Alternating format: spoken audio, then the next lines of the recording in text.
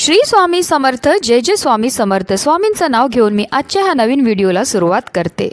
हिंदू धर्मात एकादशी व्रताला अनन्यसाधारण महत्त्व आहे। दर महिन्याला 2 एकादशीचे व्रत हे केले जातात। पहिलं कृष्ण पक्षात तर दुसरं शुक्ल पक्षात। मार्गशीर्ष महिन्याच्या शुक्ल पक्षाच्या एकादशीला मोक्षदा एकादशीचे व्रत हे केले जाते।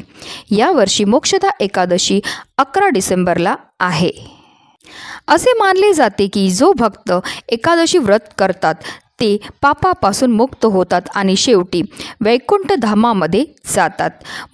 महाभारतानुसार भगवान श्रीकृष्णाने याच दिवशी अर्जुनाला गीतेचा उपदेश केल्याने या दिवशी गीता जयंती साजरी केली जाते। यावेळी श्रीकृष्णाने अर्जुनाला जीवनाचे मूलभूत तत्व आणि धर्माचा मार्ग दाखवला।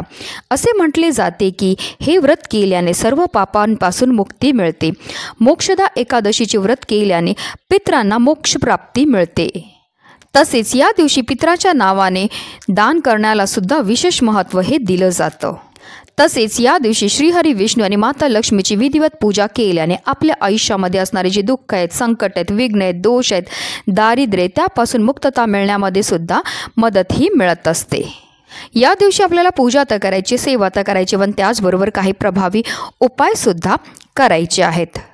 आणि म्हणूनच आपल्याला आज मोक्षदा एकादशीच्या दिवशी आपल्या मुलांवरनं ही एक वस्तू ओवाळून टाकायची। ही वस्तू ओवाळून टाकल्यामुळे आपल्या मुलांच्या आयुष्यामध्ये कधीही कोणत्याही प्रकारची संकट, अडचणी, दोष तर राहणारच नाही, पण त्यांची प्रत्येक क्षेत्रामध्ये भरभरून अशी प्रगती होणार आहे। अतिशय प्रभावी असा हा उपाय, ज्याबद्दल सविस्तर आणि महत्त्वाची अशी माहिती मी तुम्हाला या व्हिडिओमध्ये देणार आहे। तर व्हिडिओ पूर्ण पहा आणि जर तुम्ही माझ्या चॅनलवर नवीन असतील तर चॅनलला सबस्क्राईब करा आणि शेजारी बेल आयकॉनसुद्धा प्रेस करा, जेणेकरून तुम्हाला माझ्या नवीन व्हिडिओचं नोटिफिकेशन हे मिळत राहील आणि तुम्ही एक पण व्हिडिओ मिस करणार नाही।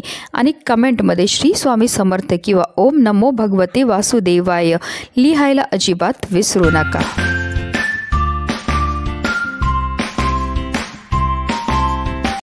अगदी तुमच्यापासून माझ्यापर्यंत प्रत्येक आईला असं वाटतं की आपल्या मुलांना प्रत्येक क्षेत्रामध्ये भरभरून यश मिळालं पाहिजे, पण बऱ्याचदा आपल्या मुलांमध्ये काही दोष असतात, त्यामुळे सुद्धा आपल्या मुलांना कोणत्याही क्षेत्रामध्ये यश मिळत नाही। दोष म्हणजे काय? जर आपल्या मुलांना नजर लागलेली असेल किंवा त्यांच्या कुंडलीमध्ये राहू, केतू, शनी या ग्रहांचे दुष्प्रभाव असतील किंवा पितृदोष असेल तर त्यामुळे सुद्धा आपल्या मुलांच्या आयुष्यामध्ये वारंवार समस्या ह्या निर्माण होत असतात।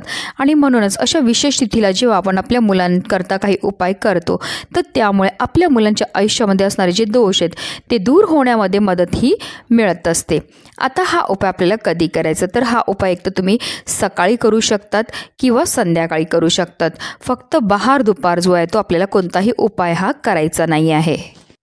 तर ह्या उपायाकरता आपल्याला 1 वाटी भात हा शिजवायचा। तर तुम्हाला 1 मुलगा असेल तर तुम्हाला 1 वाटी भात शिजवायचा आहे। 2 मुलं असतील तर तुम्हाला 2 मुलांकरता वेगवेगळा 2 वाटी भात हा शिजवून घ्यायचा आहे। भात शिजवताना त्याच्यामध्ये कोणत्याही प्रकारचं मीठ किंवा तेल हे तुम्हाला टाकायचं नाही आहे। भात शिजवून झाल्यानंतर तुम्हाला एका प्लेटमध्ये जो आहे हा भात काढायचा आणि त्या भातावर आपल्याला थोडंसं दही हे टाकायचं आहे।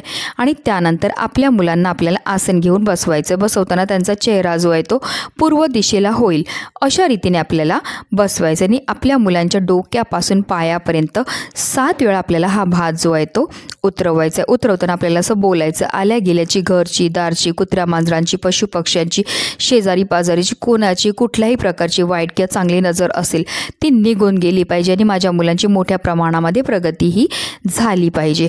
अशा रीतीने आपल्याला बोलायचं आणि मुलांच्या डोक्यापासून पायापर्यंत 7 वेळा आपल्याला भात हा उतरवून टाकायचा आहे। आणि त्यानंतर आपल्या घराच्या बाहेर एखादं झाड असेल तिथे तुम्ही हा भात ठेवू शकता, जेणेकरून तिथे पशुपक्षी, कीटक हा भात खातील। किंवा तुम्ही अगदी तुमच्या घराच्या वरती टेरेस असेल तर टेरेसवर ठेवला किंवा बाल्कनीमध्ये ठेवला तरीही चालणार आहे। फक्त तुम्हाला काळजी एवढी घ्यायची आहे की एका मुलावरनं उतरवलेला भात तुम्हाला दुसऱ्या मुलावरनं उतरवता येणार नाही। तुम्हाला 2 मुलं असतील तर 2 मुलांकरता वेगवेगळा तुम्हाला हा उतारा जो आहे तो करायचा आहे। आता हा उतारा तुम्ही एक तर सकाळी करू शकतात किंवा तुम्ही संध्याकाळी करू शकतात। बहार दुपारी तुम्हाला हा उपाय करायचा नाही। तसे जर काही कारणास्तव तुम्हाला हा उपाय करणं शक्य नसेल तर तुम्हाला अजून एक उपाय सांगते. हा उपाय तुम्हाला संध्याकाळी 6 वाजल्यापासून अगदी रात्री 12 वाजेपर्यंत सुद्धा तुम्ही करू शकतात. तर ह्या उपायाकरता तुम्हाला एक स्टीलच्या ग्लासमध्ये पूर्ण भरून पाणी घ्यायचं. त्यामध्ये तुम्हाला थोडंसं खडेमीठ हे टाकायचं आहे. आता आपल्या मुलांना आसनवर बसवायचं. बसवताना त्यांचा चेहरा जो आहे तो पूर्व दिशेला होईल अशा रीतीने आपल्याला बसवायचं आणि मुलांच्या डोक्यापासून पायापर्यंत 7 वेळा आपल्याला हे जे पाणी आहे ते उतरवून घ्यायचं. उतरवताना आपल्या मनामध्ये सकारात्मकता असली पाहिजे की ह्या पाण्याबरोबर माझ्या मुलांच्या आयुष्यामध्ये असणारे जेवढी पण नकारात्मकता, इडापिडा, दोष आहेत ते निघून गेलेले आहेत आणि माझ्या मुलांची भरपूर मोठ्या प्रमाणामध्ये प्रगतीही झालेली आहे. एकदा मुलांच्या डोक्यापासून पायापर्यंत 7 वेळा हे पाणी उतरवून झालं की आपल्याला हे पाणी जे आपल्या घरामध्ये जे बेसिन असतं त्या बेसिनमध्ये टाकून द्यायचं आहे. फक्त तुम्हाला काळजी एवढी घ्यायची आहे की एका मुलावरनं उतरवलेलं पाणी तुम्हाला दुसऱ्या मुलावरनं उतरवता येणार नाही. तुम्हाला 2 मुलं असतील तर 2 मुलांकरता वेगवेगळ्या स्टीलच्या ग्लासमध्ये तुम्हाला पाणी घेऊन हा उपाय जो आहे तो करायचं आहे. अशा रीतीने आपण हे दोन्ही उपाय जे आहेत ते करू शकतात. जर तुम्हाला एक उपाय करणं शक्य असेल तर एक करा, दोन्ही शक्य असतील तर आवर्जून दोन्ही करा. अतिशय प्रभावी उपाय आहेत. हे उपाय केल्यामुळे आपल्या मुलांना लागलेली प्रखरातली प्रखर वाईट दृष्ट असू दे, इडापिडा, नकारात्मकता दूर होऊन आपल्या मुलांची भरपूर मोठ्या प्रमाणामध्ये प्रगतीही होणार आहे. म्हणूनच व्हिडिओ जास्तीत जास्त लोकांपर्यंत शेअर करा जेणेकरून प्रत्येकाच्या मुलाच्या आयुष्याचं कल्याण हो हीच मनामध्ये इच्छा. श्री स्वामी समर्थ. जय जय स्वामी समर्थ.